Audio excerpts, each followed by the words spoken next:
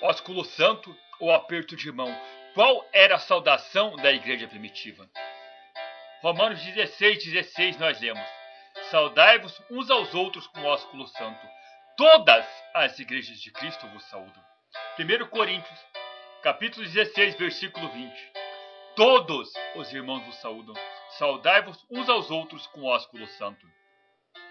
Em Lucas 7:45, vemos que o ósculo era a saudação mais comum no tempo de Jesus, quando Jesus fala ao seu anfitrião: não me deste ósculo, mas ela, porém, desde que entrei, não tem cessado de beijar os meus pés. O apóstolo Paulo ensina sobre o ósculo acrescentando a palavra santo, deixando o sentido mais profundo na sua prática pelos cristãos.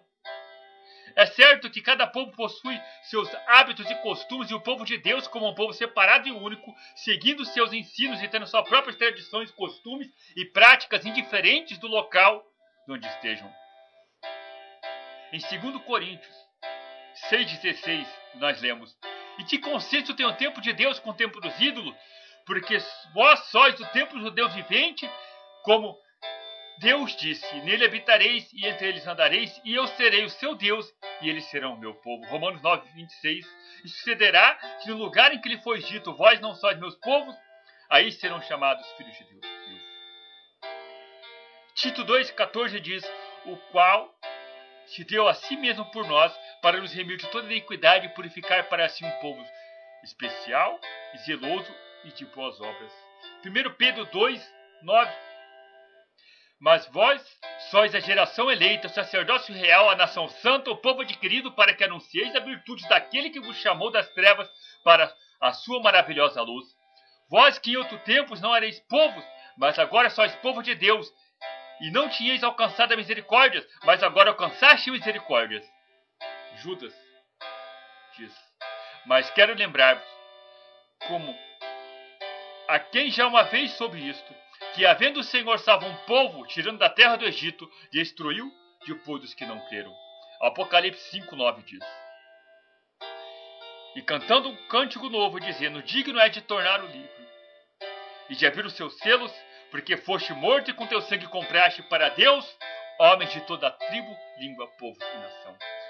Segundo a Bíblia, este modo de saudação usado no Oriente, desde tempos patriarcais, no século XVIII a.C., entre pessoas do mesmo sexo, em casos especiais entre pessoas de séculos diferentes, os pais e as mães beijavam os filhos das pessoas da mesma família. Confira em Gênesis, capítulo 31, versículo 28 e 55, capítulo 48, versículo 10.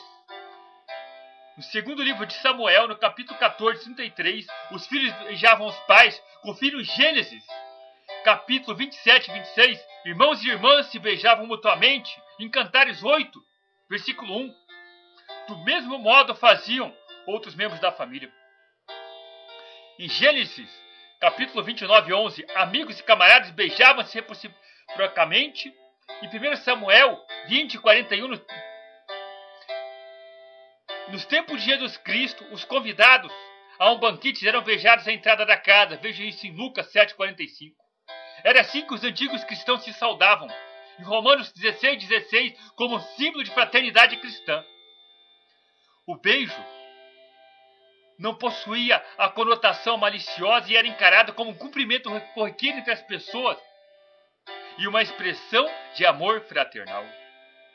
O beijo de Judas, o beijo de traição, tornou-se tanto mais vil e odioso devido ao fato de um ato de amor fraternal ter sido usado como ato de deslealdade. Em Mateus 26, 49, nós vemos isso.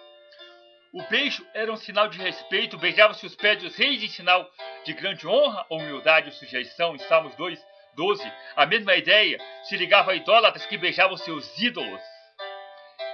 Em Reis 1, 1 Reis, capítulo 19, versículo 18, nós vemos isso.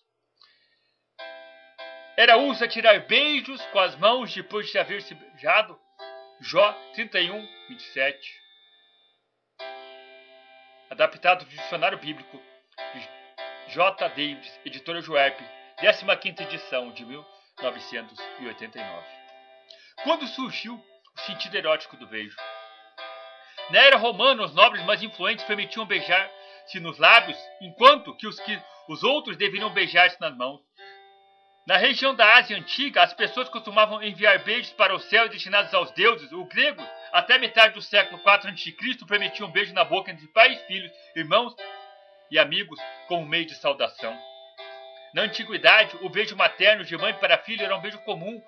Entre os gregos e romanos era observado entre todos os membros de uma família e entre amigos bastante íntimos, e entre os guerreiros no retorno de um combate, muitas vezes com conotação erótica.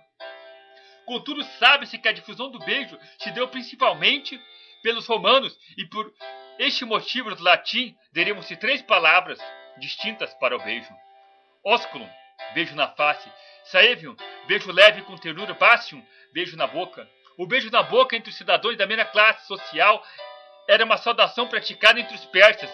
Heródoto, no século V a.C., listou todos os tipos de beijos e seus significados entre os persas e árabes. Na Idade Média, o ósculo era a saudação entre religiosos cristãos. Tornou-se o beijo da paz, que simbolizava a caridade. Neste mesmo período da história, a Igreja Católica proibiu o beijo, caso este tivesse alguma conotação libidinosa. O beijo, afirmava os religiosos, não tinha de ter ligação com prazer sexual.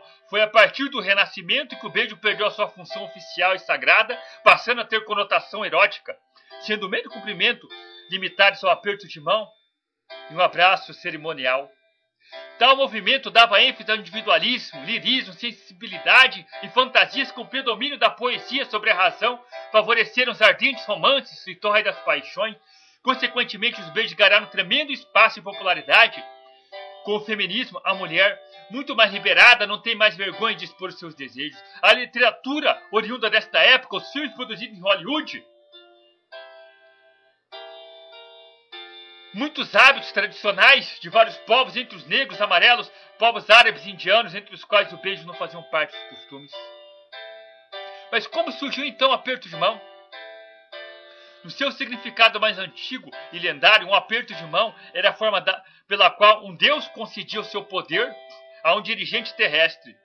Isso está gravado em diversos hieroglifos egípcios, em que o verbo dar é representado por uma mão estendida. Os historiadores e folcloristas acreditam que o aperto de mão seria um gesto de boa vontade. O homem primitivo, que andava sempre armado, estendia a mão vazia para mostrar a alguém que não portava arma e desejava paz. Por esta razão, as mulheres que não carregavam armas tampouco tinham o hábito de apertar as mãos. Era comum, por exemplo, que 2 pessoas, encontrando-se num caminho, estendessem a mão uma para a outra e segurassem até sentir-se em segurança para soltar, demonstrando boa vontade e evitando um ataque surpresa, expressando o sentimento de confiança entre 2 partes. Um aperto de mão pode ser uma forma de cumprimento ou saudação e pode também consolidar um acordo verbal ou informal entre 2 pessoas ou entidade, ou até mesmo simbolizar a concretização de um contrato formal.